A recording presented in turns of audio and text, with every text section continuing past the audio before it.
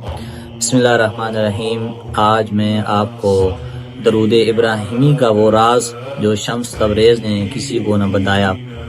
کہتے ہیں علم عشق کی دنیا میں کچھ راز ایسے ہیں جنہیں زبان بیان نہیں کر سکتی۔ شمس تبریز جو مولانا روم کے دل میں آگے عشق جلانے والے تھے، ان کے بارے میں روایت ہے کہ انہوں نے ایک بار فرمایا، میں نے دنیا کے ہر ذکر میں تاثیر دیکھی مگر درود ابراہیمی میں وہ راز پایا جو کسی کو سمجھ نہیں آیا۔ درود ابراہیمی جو ہم روز نماز میں پڑھتے ہیں، اللہم صلی علی محمد وعلی آل محمد کما صلیت علی ابراہیم وعلی آل ابراہیم انکا حمید مجید، اللہم بارک علی محمد وعلی آل محمد کما بارکت علی ابراہیم وعلی آل ابراہیم انکا حمید مجید، ظاہراً ایک دعا ہے مگر باطن میں کائنات کے دروازے کھولنے کی کنجی ہے۔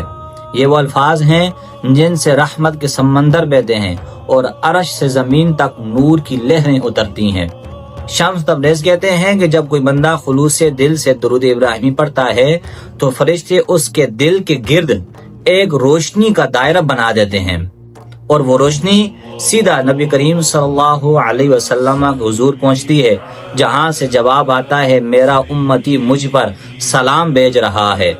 اور یہ وہ لمحہ ہوتا ہے جب روح کام جاتی ہے اور دل کی دھڑکنیں ذکر میں بدل جاتی ہیں۔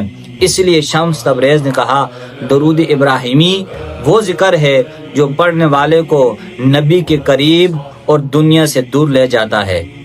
کچھ صوفی کہتے ہیں درود ابراہیمی میں 7 لطیف اسرار چھپے ہیں، یعنی 7 راز۔ نمبر 1 دل کی صفائی، نمبر 2 نظر کی روشنی، نمبر 3 دعا کی قبولیت، نمبر 4 غم کی مٹی، نمبر 5 وقت کی برکت، اور نمبر 6 قبر کی روشنی، اور نمبر 7 حضور کی قربت۔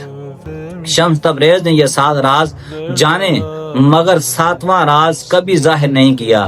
کہتے ہیں وہ راز عشق مصطفیٰ کا وہ درجہ تھا جو صرف دل والے جانتے ہیں، زبان والے نہیں۔ درود ابراہیمی پڑھنا محض لفظوں کا دہرانا نہیں، یہ روح کا سفر ہے جہاں بندہ اپنے گناہوں سے نکل کر نبی کے نور کے قریب پہنچتا ہے۔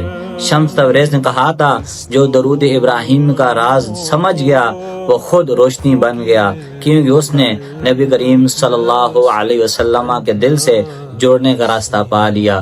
اللہ تعالی ہمیں بھی نبی علیہ الصلوۃ والسلام پر کثرت کے ساتھ درود ابراہیمی پڑھنے کی توفیق عطا فرمائے، آمین۔